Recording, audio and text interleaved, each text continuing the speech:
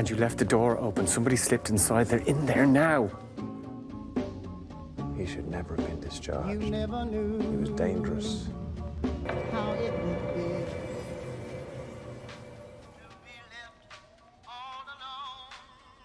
Film की कहानी start होती है आयरलैंड के एक छोटे से गांव से। यहाँ हमें मिलती है डैनी, जो अपने घर को रेनोवेट कर रही होती है। डैनी का हस्बैंड टेड एक साइकियाट्रिस्ट है जो यहाँ के हॉस्पिटल में जॉब करता है। घर काफी पुराना था और लोकेशन भी ऐसी थी कि यहाँ फोन के सिग्नल्स मिलना मुश्किल थे। डैनी पिछले कुछ दिनों से अकेले ही घर को ठीक करने में लगी हुई थी। तभी उसे घर के अंदर एक जगह मिलती है जहाँ थोड़ा नेटवर्क काम कर रहा होता है। ये देखकर वो अपने हस्बैंड टेड को कॉल करती है और उससे थोड़ी बातें कर लेती है। शाम होने से पहले वो अपनी गाड़ी से कुछ जरूरी सामान घर के अंदर ले आती है, लेकिन जल्दी में अपना फोन गाड़ी में ही भूल जाती है। उसने घर के मेन डोर के पास अपना टेंट लगाया था और वहीं सो गई। रात के टाइम अचानक कोई डोर पे नॉक करता है। ये एक आदमी था जिसका नाम ऑलिन था। ऑलिन की एक आंख नकली थी और वो पहले टेड का पेशेंट रह चुका था। मतलब ऑलिन की मेंटल कंडीशन ठीक नहीं थी। ऑलिन डैनी से बोलता है, दरवाजा खोलो, तुम्हारी जान खतरे में है, तुम्हारे घर के अंदर कोई घुस आया है। डैनी डर जाती है और दरवाजा खोलने से मना कर देती है। उसका लॉजिक था कि किसी अजनबी पर भरोसा करना स्टूपिडिटी होगा।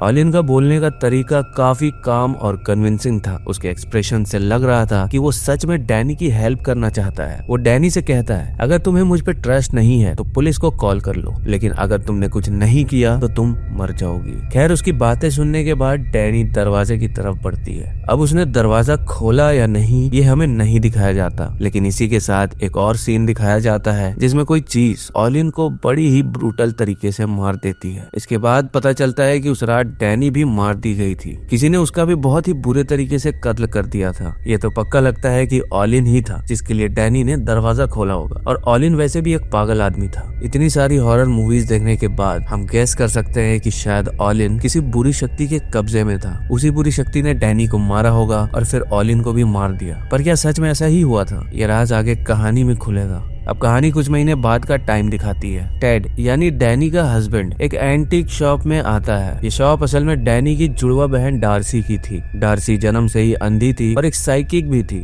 अपनी बहन की मौत का डार्सी को काफी गम था। टेड अक्सर डार्सी से मिलने आता था, लेकिन उसे डार्सी की अजीब बातों पर कभी यकीन नहीं होता था। डार्सी का ये कहना था कि वो चीजों को फील कर सकती है, ऐसी चीजें जिनसे इंसानों का रिश्ता हो। उस वक्त डार्सी के हाथ में एक बेल थी। उसका कहना था कि यह बेल एक लड़के की लाइफ का हिस्सा थी, लेकिन एक दिन वो लड़का एक मिस्टीरियस तरीके से मर गया। डार्सी बोलती है, मैं इस बेल के थ्रू उस लड़के को फील कर सकती हूँ। टेड वहाँ डार्सी को कुछ देने आया था। डार्सी ने टेड से ऑलिन की कोई खास चीज मांगी थी जो उसे ये समझने में मदद करेगी कि ऑलिन ने डैनी का कत्ल क्यों किया और उस वक्त वो क्या सोच रहा था। टेड अपने पास रखा ऑलिन का एक रुमाल डार्सी को दे देता है। बातें करते वक्त डार्सी को ये भी पता चलता है कि टेड अब किसी और लड़की को भी डेट कर रहा है। ये सुनकर डार्सी को जरूर बुरा लगा होगा, क्योंकि डैनी की मौत को अभी ज्यादा वक्त नहीं हुआ था। टेड कैजुअली बोलता है, उसका नाम याना है और वो हमारे हॉस्पिटल में काम करती थी। पहले हम सिर्फ दोस्त थे, लेकिन अब मुझे किसी का साथ चाहिए। इसके बाद टेड वहाँ से चला जाता है। शाम को डार्सी अपने घर लौट आती है। वो अपने साथ ऑलिन का रुमाल भी ले आई थी। उसने रुमाल को एक टेबल पर रख दिया। अपने ग्लव्स उतार के जैसे ही उसने रुमाल को छुआ उसे कुछ फील हुआ। डार्सी ने एक अजीब सी चीज देखी जो उसको डरा देती है। उसकी आंखों में आंसू आ जाते हैं। उसके बाद वो अपने स्टोर रूम में चली जाती है, जहाँ वो एक बड़े से लकड़ी के संदूक को देखती है। डार्सी संदूक के सामने बैठ जाती है और उसे देखने लगती है। इस रूम में काफी अजीब और पुरानी चीजें रखी थी। अगले दिन टेड उठता है। वो रेडी होकर हॉस्पिटल जाने की तैयारी कर रहा होता है। तभी याना उसे कुछ फोटोज दिखाती है। ये कैमरा असल में डैनी का था जो याना को मिला था। कैमरा पर टाइम लैप्स का ऑप्शन सेट था, जिसकी वजह से वो खुद से फोटोज ले रहा था। कल रात कैमरा ने एक फोटो ली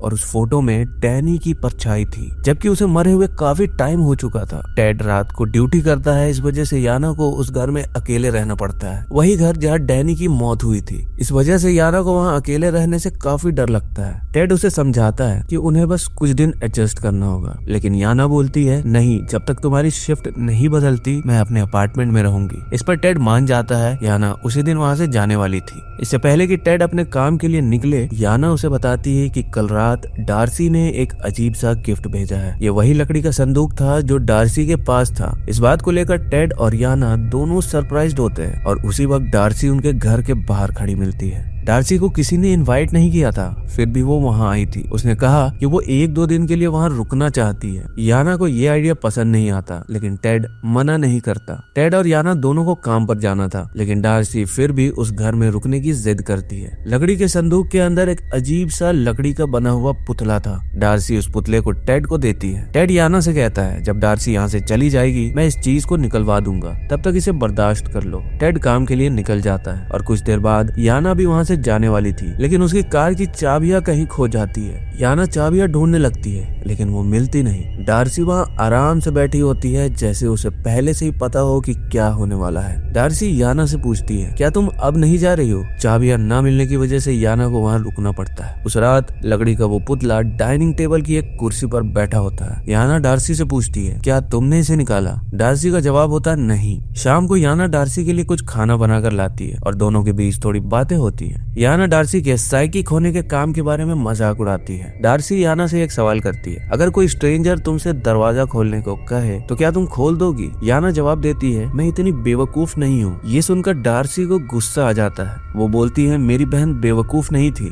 उसने दरवाजा खोला ही नहीं था। असल में ऑलिन ने उसे मारा ही नहीं, ये काम किसी और का था। याना शॉक्ड होकर पूछती है, अगर ऑलिन ने नहीं मारा तो फिर किसने? डार्सी जवाब देती है, उसे इवान ने मारा था। इवान असल में एक नर्स था जो उसी हॉस्पिटल में काम करता था जहां ऑलिन एक पेशेंट था और टेड डॉक्टर। याना को यह बात काफी अजीब लगती है। हमें फ्लैशबैक में दिखाया जाता है कि उस रात डैनी ने दरवाजा खोला ही नहीं था। ऑलिन मदद करने के लिए आया था, लेकिन डैनी पर एक मास्क पहने आदमी ने अटैक किया था जो उसका कत्ल कर देता है। याना टेड को कॉल करके बताती है कि डार्सी बहुत अजीब है। वो कहती है, डार्सी का कहना है कि डैनी को इवान ने मारा है। टेड उसे समझाता है, ज्यादा मत सोचो, बस दरवाजा बंद करके सो जाओ। लेकिन याना को नींद नहीं आती। वो अपने कमरे से निकलती है और देखती है कि डार्सी सोफा पर सो रही है। याना चुपके से लड़की के पुतले के पास जाती है और उसे देखने लगती है। उस पुतले के सिर में 5 छेद होते हैं। एक छेद में डार्सी और डैनी की फोटो होती है, दूसरे में एक दांत और तीसरे में खून। याना और देखने वाली थी, तभी डार्सी जाग जाती है और गुस्से में बोलती है, सब वापस रख दो। उस रात डार्सी पूरी रात पुतले के सामने बैठी रहती है, जबकि याना को डर लग रहा होता है। याना डैनी के कैमरे की फुटेज देखने लगती है, जिसमें उसे एक टेरिफाइंग चेहरा और डैनी का भूत दिखाई देता है। डर के मारे याना वहां से निकल जाती है। कार की चाबियां उसे मिल जाती है और वो अपने अपार्टमेंट चली जाती है। हॉस्पिटल में हमें इवान और टेड के बीच दोस्ती दिखाई जाती है। शायद ये सच है कि इवान ने डैनी का कत्ल किया था और टेड इसके पीछे था। घर आने के बाद टेड देखता है कि याना वहां नहीं है। वो ऊपर जाता है तो डार्सी वहां डिप्रेस्ड सी बैठी हुई थी। डार्सी टेड से बोलती है, याना यहाँ से भाग गई। मैं चाहती थी कि मैं तुम्हारा सच उसे बता दूं, लेकिन मेरी बहन ने उसे डरा दिया। डार्सी कहती है, तुम ही वो हो जिसने मेरी बहन का कत्ल करवाया, क्योंकि तुम्हें याना से प्यार हो गया था और तुम्हें मेरी बहन की जायदाद चाहिए थी। डार्सी और कहती है, मैं हमेशा समझती थी कि किसी पागल ने उसे मारा, इसलिए मैंने ऑलिन से बदला लिया, लेकिन वो तो सच में उसे बचाने आया था। अब तुम मुझे भी मारने के लिए किसी को भेजोगे तो अच्छा ये होगा कि तुम उसी कातिल को यहाँ भेजो। टेड कामली बोलता है, आगे तुम ऐसा सोच भी कैसे सकती हो? अगर तुम्हें मुझ पर शक है तो चलो उस डिटेक्टिव से बात करते हैं जो डैनी के केस पर काम कर रहा था।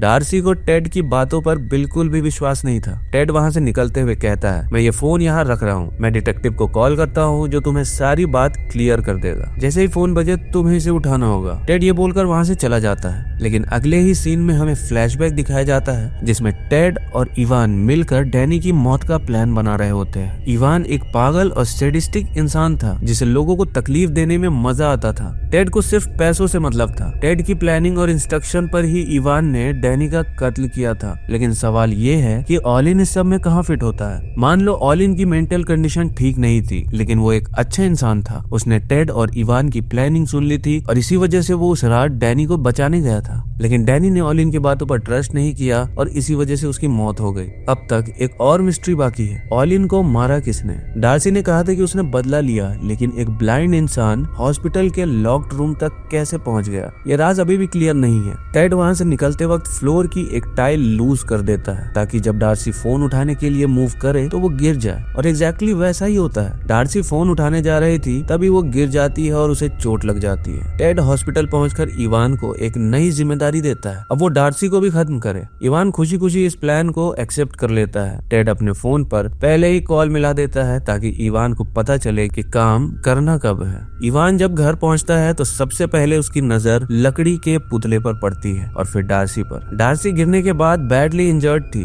और खून बहने के कारण उसकी मौत होने वाली थी। डार्सी को अपनी मौत का पहले से ही पता था। उसके सैक्रिफाइस से एक रिचुअल कंप्लीट हो गया था। लकड़ी का पुतला अचानक से जिंदा हो जाता है और इवान पर अटैक कर देता है। इवान की आंख खुलने पर वो हॉस्पिटल के बेड पर बंधा होता है। टेड उसके सामने खड़ा होता है। टेड ने डार्सी की मौत का इल्जाम इवान पर लगा दिया था। इवान गिड़गिड़ाता है, मैं किसी को कुछ नहीं बताऊंगा, बस मुझे छोड़ दो। टेड कोल्डली जवाब देता है, लोग मुझ पर ही शक करेंगे कि मैं तुम जैसे पागल को क्यों नहीं पहचान सका, और तुम्हारी बात कौन मानेगा कि एक लड़की का पुतला जिंदा हो गया और उसने तुम पर अटैक किया। टेड एक सेल्फिश और मैनिपुलेटिव इंसान था। उसने सबका फायदा उठाया, चाहे वो डैनी हो, डार्सी हो या फिर इवान। डार्सी मर चुकी थी लेकिन अपने दुश्मन को उसने सजा दी थी। वो इवान को भी मार सकती थी लेकिन उसने उसे जिंदा छोड़ दिया ताकि वो अपनी गलतियों की सजा भुगते। इवान जब नर्स था तो उसने कई पेशेंट्स के साथ बदतमीजी की थी। फिल्म ये डायरेक्टली नहीं दिखाती लेकिन हिंट से यही समझ आता है। एंड में एक पेशेंट इवान से अपना बदला लेता है और उसकी उंगली काट देता है। फिल्म के एंड में टेड घर आता है। वो डार्सी की वो बेल उठाता है जिसके बारे में डार्सी ने एक कहानी सुनाई थी और उसे बजाता है लेकिन कुछ नहीं होता। टेड इस कंक्लूजन पर पहुंचता है कि सुपर नेचुरल चीजें शायद होती ही नहीं है। उसके लिए सब कुछ ठीक लग रहा होता है लेकिन याना उसे छोड़ चुकी होती है। डार्सी अपने रिवेंज में कामयाब रही थी टेड की जिंदगी बर्बाद करके। फिल्म के एंड में एक बेल बॉय टेड के पास आता है जो उसका ध्यान खींच लेता है। यहीं पर फिल्म खत्म हो जाती है और ऑडियंस के लिए एक सस्पेंस छोड़ जाती है। तो ये था दोस्तों ऑडिटी फिल्म की हिंदी एक्सप्लेनेशन। उम्मीद करता हूँ आपको कहानी पसंद आई होगी, और कहानी अगर पसंद आई तो वीडियो को लाइक जरूर करना और चैनल पर नए हो तो चैनल को भी सब्सक्राइब जरूर कर लेना।